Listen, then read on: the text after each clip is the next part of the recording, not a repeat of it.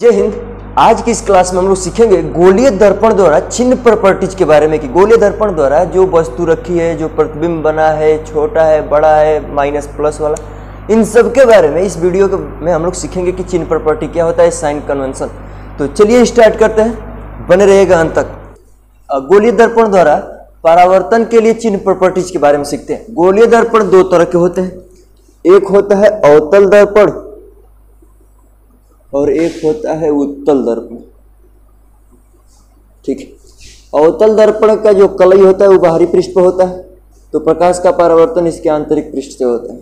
ठीक है, इतना बात आप लोग अच्छी तरह से जानते हैं। दर्पण के मध्य बिंदु को दर्पण का ध्रुव P कहते हैं और यहाँ उसका वक्रता केंद्र C होगा। तो वक्रता केंद्र C और P को मिलाने वाली रेखा मुख्य अक्ष कहलाती है, मुख्य अक्ष कहलाती है। क्लियर हो गया है? ठीक। इसी तरह से उत्तल दर्पण का ये आंतरिक पृष्ठ पर इसका कलई किया रहता है, तो इसका परावर्तन इसके बाहरी पृष्ठ से होता है। क्या बात सभी को क्लियर है ना? चलिए, इसके मध्य बिंदु को भी ध्रुव P कहते हैं और इधर इसका C होगा। इसको मिलाने वाली रेखा भी मुख्य अक्ष कहलाती है। थोड़ा सा टेढ़ा हो गया, कोई दिक्कत नहीं। चलिए, हम लोग सीखेंगे चिन्ह प्रॉपर्टीज के बारे में कि कैसे इन सभी दूरियों पर चिन्ह लगाया जाता है। तो ध्यान से सुनिएगा। गोलीय दर्पण में उत्तल हो या अवतल हो, कोनो दर्पण हो, इसमें जब दूरी मापेंगे तो हमेशा ध्रुव से मापते हैं। हमेशा दूरियां कहां से मापते हैं? दर्पण के ध्रुव से। ठीक है, चलिए, आप लोग छोटी कक्षाओं में पढ़े होंगे कि एक नंबर लाइन होता है, नंबर लाइन। ठीक है, यहां इसका जो पॉइंट होता है इसे 0, इधर जाएंगे राइट साइड में तो प्लस में 1, 2, 3 डॉट डॉट, और लेफ्ट साइड में जाएंगे तो -1, -2, -3 ऐसे डॉट डॉट। ऊपर जाएंगे तो +1, +2, +3 ऐसे ऊपर। नीचे जाएंगे तो -1, -2, -3। तो हम लोग अच्छी तरह से समझ गए कि अगर कोई मूल बिंदु के राइट में होगा तो प्लस में, लेफ्ट में होगा तो माइनस में, ऊपर होगा तो प्लस में, नीचे होगा तो माइनस में। क्लियर होगा? यही नियम लगाएंगे यहां भी। तो ये दर्पण का ध्रुव है, तो इसके अगर इस साइड की बात करें तो ये बाईं साइड होगी और ये कौन सी साइड होगी? दाईं वाली। मतलब ये राइट साइड होगा, ये लेफ्ट साइड होगा।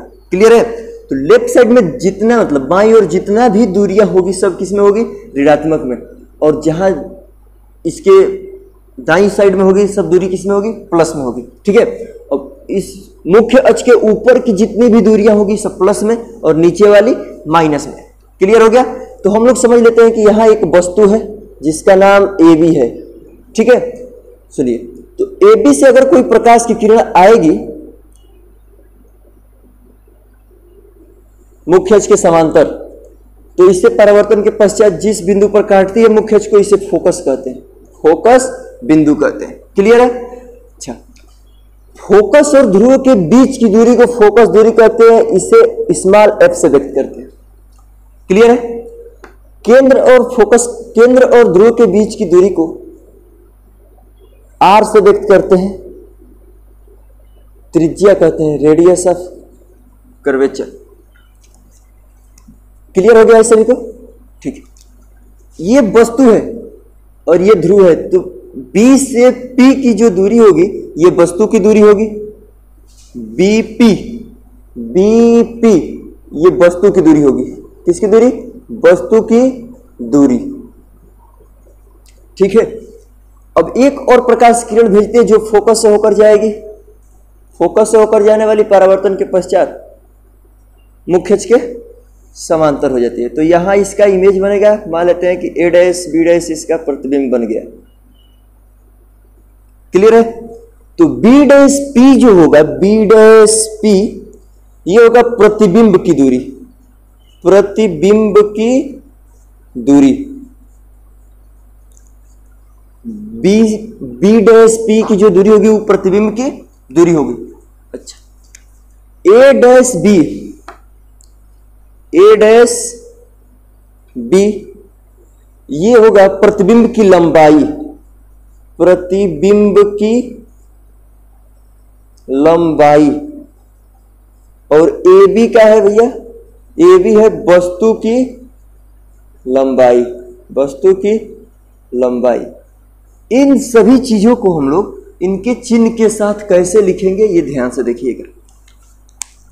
ध्रुव के जितना भी दूरी होगा बाईं साइड में वो सब ऋणात्मक होगा, दाईं साइड में आने वाली सभी दूरियां धनात्मक होगी। मुख्य अक्ष से ऊपर की सभी दूरियां धनात्मक और नीचे की सभी दूरियां ऋणात्मक होगी। इतना बात अगर आप समझते हैं तो चिन्ह प्रॉपर्टी में कोई दिक्कत नहीं होने वाली है, ठीक है। वस्तु की लंबाई, ए बी क्या है, वस्तु की लंबाई, वस्तु की लंबाई को आई से व्यक्त करते हैं, ओ से, ऑब्जेक्ट वस्तु की लंबाई को किससे व्यक्त करते हैं, ओ से।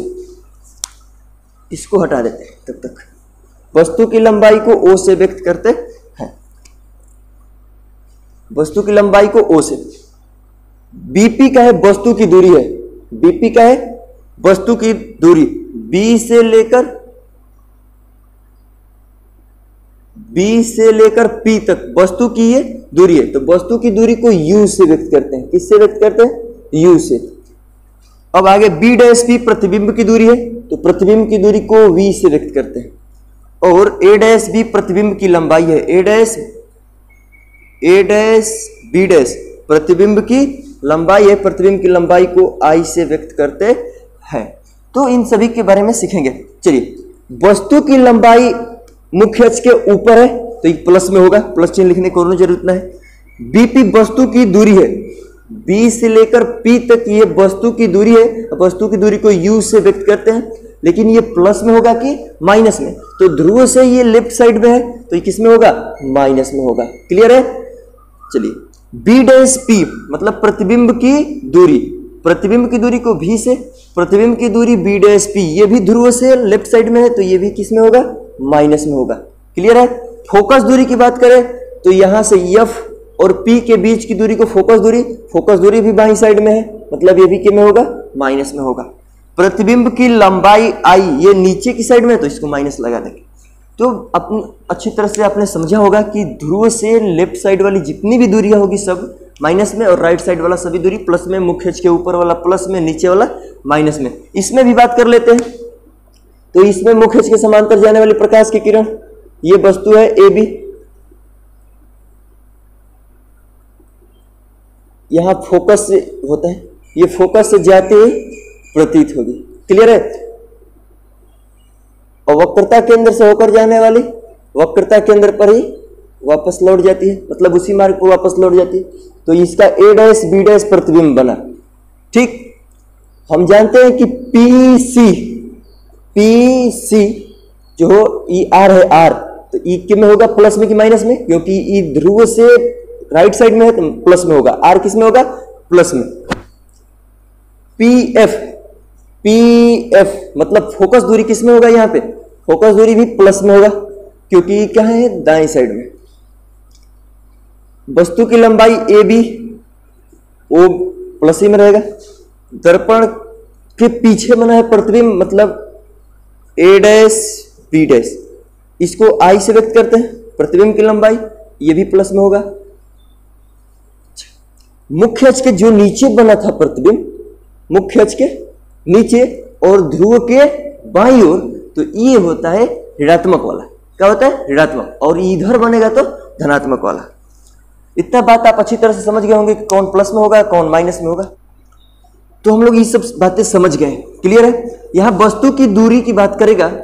अब P से लेके B, PB ये वस्तु की दूरी है, इसे U से व्यक्त करते हैं। ये इसमें किसमें होगा, क्योंकि ये ध्रुव के लेफ्ट में है तो ये क्या होगा, माइनस में। कुछ और बातें हैं जिसको और समझते हैं। चलिए,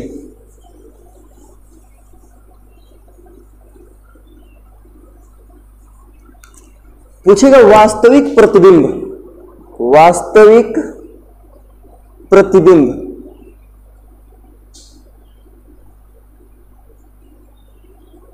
वास्तविक प्रतिबिंब किसमें बना है, इसमें तो आभासी बना है, इसमें वास्तविक प्रतिबिंब है। वास्तविक प्रतिबिंब की जो दूरी होती है, दूरी वो हमेशा ऋणात्मक होती है। वास्तविक प्रतिबिंब की दूरी हमेशा ऋणात्मक होती है, लेकिन जब काल्पनिक प्रतिबिंब आभासी प्रतिबिंब की बात करेगा तो ये होता है धनात्मक। आभासी प्रतिबिंब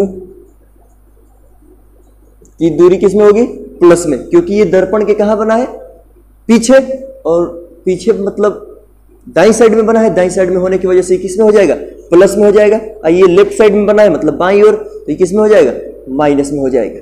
तो इसका सिंपल सा एक है कि अगर कोनो भी वस्तु की, प्रतिबिंब की कोई भी दूरी मापना हो, तो अगर वो ध्रुव के लेफ्ट में है, लेफ्ट साइड में, तो वो होगा माइनस में, और राइट साइड में होगा तो होगा प्लस में। मतलब ध्रुव के अगर दाईं ओर होगा तो प्लस में सभी दूरियों को लेंगे, और इसके लेफ्ट में होगा तो कि कौन सी दूरी लेंगे, माइनस वाली दूरी लेंगे। क्लियर है। और मुख्य अक्ष के ऊपर जितने जाएंगे वो प्लस में, और नीचे आएंगे तो माइनस में।